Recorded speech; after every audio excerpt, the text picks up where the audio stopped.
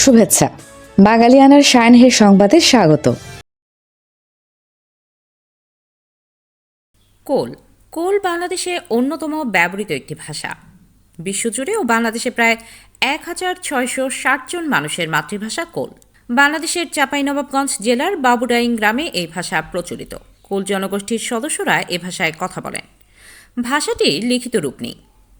বাংলাদেশের ভাষাতাত্ত্বিক বৈচিত্র্যের অন্যতম সম্পদ এই ভাষাটি।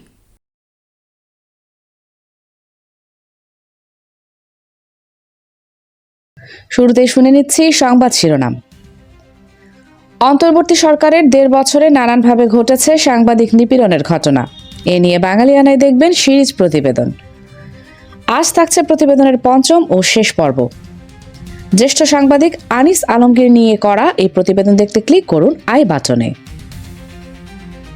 আবারও মুক্তিযোদ্ধাদের যাচাই বাছাই করবে নতুন সরকার।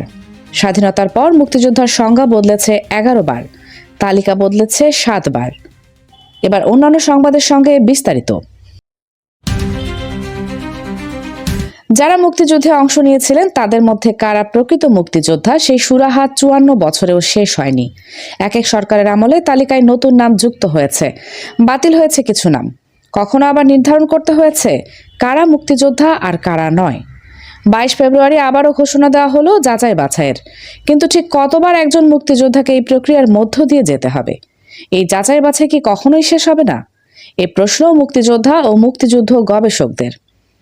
স্বাধীনতার পর মুক্তিযোদ্ধার সংজ্ঞা ও মানদণ্ড এখন পর্যন্ত 11 বার বদলানো হয়েছে। অপরদিকে বীর মুক্তিযোদ্ধাদের তালিকায় সংযোজন বিয়োজন হয়েছে 7 বার। অন্তর্বর্তী সরকার ক্ষমতা নেওয়ার পর মুক্তিযুদ্ধ বিষয়ক মন্ত্রণালয়ের উপদেষ্টার দায়িত্ব দেওয়া হয় ফারুক ই আজমকে। 2024 সালের 20 নভেম্বর জাতীয় মুক্তিযোদ্ধা কাউন্সিল জামুকা পুনর্গঠন করা হয়। মুক্তিযোদ্ধার সংজ্ঞা নির্ধারণ সহ তালিকা প্রণয়ন ও সংশোধনের কাজটি করে জামুকা। মুক্তিযোদ্ধাদের প্রথম তালিকার উদ্যোগ নেওয়া হয় 1986 সালে। তখন জাতীয় কমিটির তৈরি 1,02,458 জন বীর মুক্তিযোদ্ধার নাম 5টি জাতীয় দৈনিকে প্রকাশ করা হয়। 1988 সালে মুক্তিযোদ্ধা কল্যাণ ট্রাস্টের কথা তালিকায় এই সংখ্যা ছিল 70,892 জন।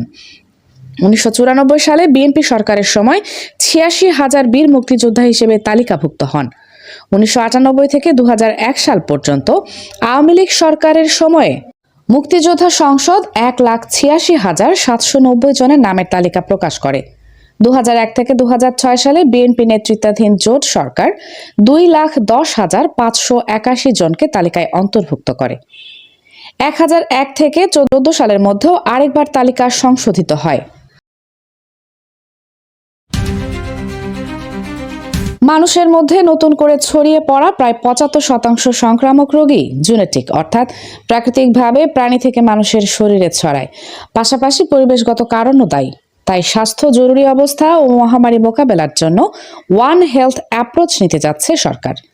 মহামারী প্রতিরোধ, প্রস্তুতি ও সাড়া প্রদানে জাতীয় সক্ষমতা জোরদারে সরকার strengthening health emergency prevention, preparedness, response and resilience with one health approach শীর্ষক প্রকল্প নিতে যাচ্ছে।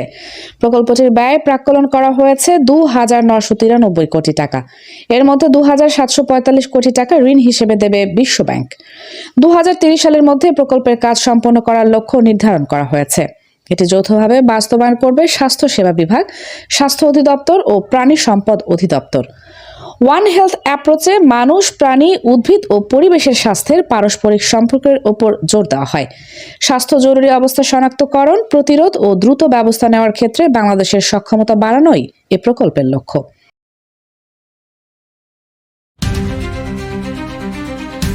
আন্তর্জাতিক অপরাধ ট্রাইব্যুনালের চিফ প্রসিকিউটর পদ থেকে সরিয়ে দেওয়া হয়েছে তাজুল ইসলামকে। নতুন chief prosecutor advocate Aminul Islam. 23 ফেব্রুয়ারি এই বিষয়ে প্রজ্ঞাপন জারি করেছে আইন মন্ত্রণালয়। আমিনুল ইসলাম বিএনপির চেয়ারপারসন খালেদা জিয়ার আইনজীবী হিসেবে দীর্ঘদিন দায়িত্ব পালন করেন। বিডিআর হত্যাকাণ্ডে আসামি পক্ষের আইনজীবী হিসেবেও পরিচিতি অর্জন করেন তিনি।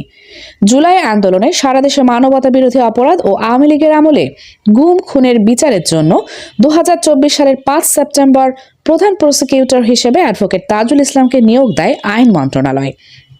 এর আগে একই ট্রাইব্যুনালে বেশিরভাগ দণ্ডপ্রাপ্ত যুদ্ধাপরাধীর পক্ষে আইনজীবী হিসেবে কাজ করেন তিনি।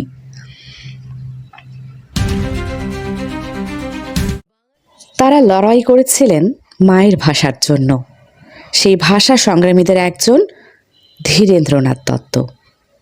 ভাষা সংগ্রামীদের নিয়ে বাঙালিয়ানার বিশেষ সিরিজ প্রতিবেদনে আজ দেখবেন ধীরেন্দ্রনাথ দত্তকে নিয়ে বিশেষ প্রতিবেদন। দেখতে ক্লিক করুন আই বাটনে।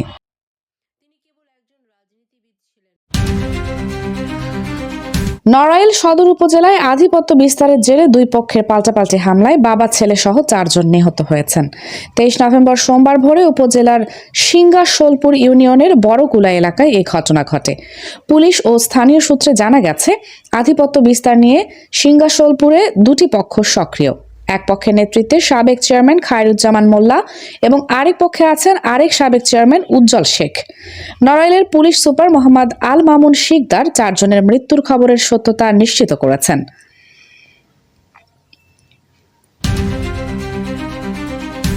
চট্টগ্রাম নগরীর হালি শহরে একটি বাসায় রান্নাঘরে জমে থাকা গ্যাস বিস্ফোরণে শিশু সহ 9 জন দগ্ধ হয়েছেন। তাদের সবার অবস্থায় আশঙ্কাজনক বলছেন চিকিৎসক। হালি শহর এইচ ব্লকের হালিমা মঞ্জিল নামে একটি ভবনে সোমবার ভোরে এ ঘটনা ঘটে। চট্টগ্রাম বিভাগীয় ফায়ার সার্ভিস নিয়ন্ত্রণ কক্ষ বলছে, ভোরে 6তলা ভবনের 3য় তলায় রান্নাঘরে জমে থাকা গ্যাসের বিস্ফোরণ হয়। এতে ঘরে থাকা নারী, শিশু সহ বেশ কয়েকজন দগ্ধ হয়েছে। দগ্ধদের চট্টগ্রাম মেডিকেল কলেজ হাসপাতালে পাঠানো হয়েছে।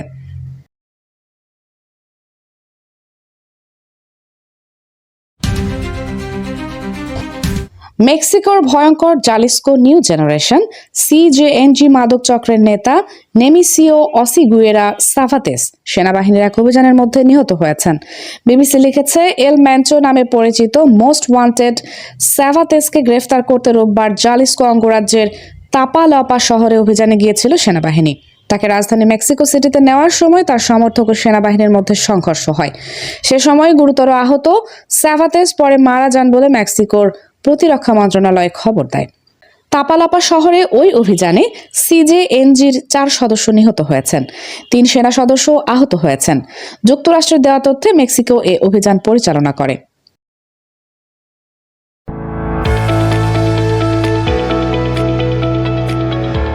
এবার শুনে নিচ্ছি বাঙালিয়ানা বাণিজ্য সংবাদ। ডলারের বাজার স্থিতিশীল রাখতে ব্যাংক থেকে নিলামে আরও 12 কোটি 30 লাখ ডলার কিনেছে বাংলাদেশ ব্যাংক। 22 ফেব্রুয়ারি রোববার 122 টাকা 30 পয়সা দরে 8টি ব্যাংক থেকে ডলার কেনে কেন্দ্রীয় ব্যাংক। বাংলাদেশ ব্যাংকের মুখপাত্র আরিফ হোসেন খান তথ্য দিয়ে বলেছেন, চলতি ফেব্রুয়ারি মাসে কেন্দ্রীয় ব্যাংক 144 কোটি 80 লাখ ডলার কিনেছে। এ নিয়ে চলতি অর্থ বছরের এ পর্যন্ত মোট 538 কোটি 50 লাখ ডলার কেনার তথ্য দেন তিনি। চলতি মাসের দ্বিতীয় সপ্তাহে মুদ্রানীতি ঘোষণার সময় ডলার কেনা সংক্রান্ত সাংবাদিকদের প্রশ্নে গভর্নর আহসান এইচ মনসুর বলেছিলেন, ডলার কেনা না হলে টাকার মান আরও পড়ে গিয়ে আমদানি খরচ বাড়িয়ে দেবে, তাতে নিত্যপণ্যের দাম বেড়ে যাওয়ার শঙ্কা রয়েছে।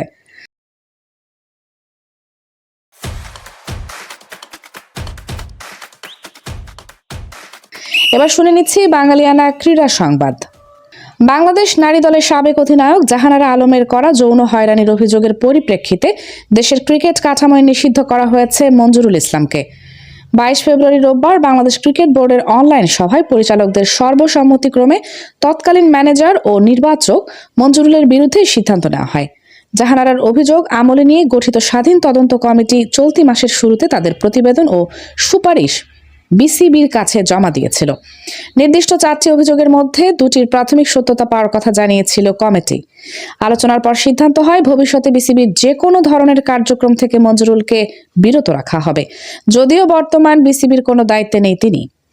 বাঙালিয়ানা সায়নহের সংবাদ শেষ হলো। ধন্যবাদ।